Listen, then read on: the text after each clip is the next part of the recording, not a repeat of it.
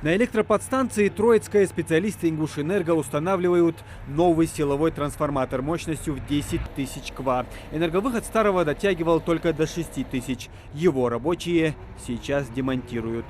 Прежний трансформатор, который здесь мы сейчас будем демонтировать, его мощность была 6300, что недостаточно было слабое напряжение для потребителей. Но из-за погодных условий и других факторов не было возможности его заменить. Вот сейчас мы провели подготовительные работы для замены трансформатора. У нас нет возможности долго держать потребителей без напряжения, потому что подстанция является тупиковой и однотрансформаторной. Я говорю так, чтобы понятно было потребителям.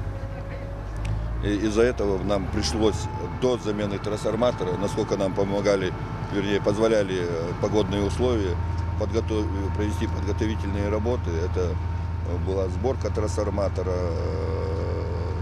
обвязка его вторичных цепей, профиспытания и все остальные подготовительные работы. Были демонтированы некоторые конструкции, которые мешали демонтажу. Эти работы проводились раньше, были созданы небольшие неудобства для потребителей. Но я думаю, нас понимают, что здесь происходит на подстанции.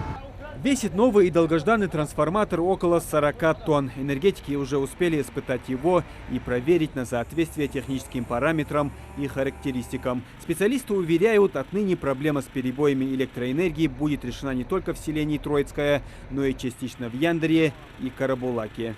Данная замена связана с тем, что на подстанции отсутствовал резерв мощности.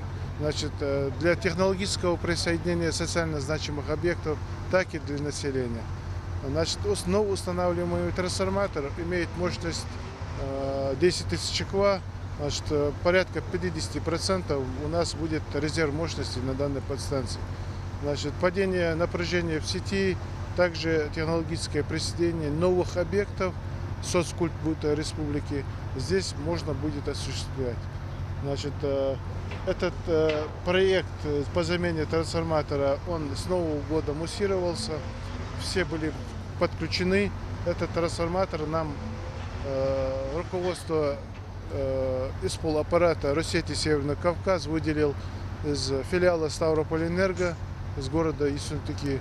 На проблемы с энергоснабжением местные жители жаловались не раз. Старый трансформатор не тянул всю нагрузку. Местами напряжение достигало чуть больше 100 вольт.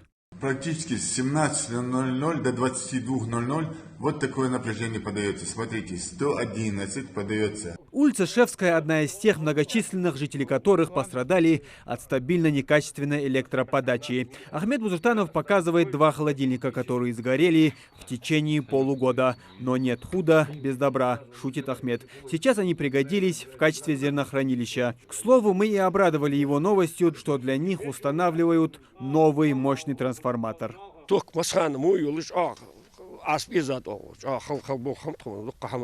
Проблем техник согласен. Холодильник, шихолник аз эс лично шихолник, циртулку йоги, шихолник аз аз масни хицай. Холодильник, стиральная машина, масни с проблемами уже. А трансформатор, вот последний кайбата диалар, вообще синтер. 100 вольт мак на входе. А ханжух трансформатор вот тиги хабардар дучиш. Я бакудат ахетиш дар тобады ашана скамял мак цхунде.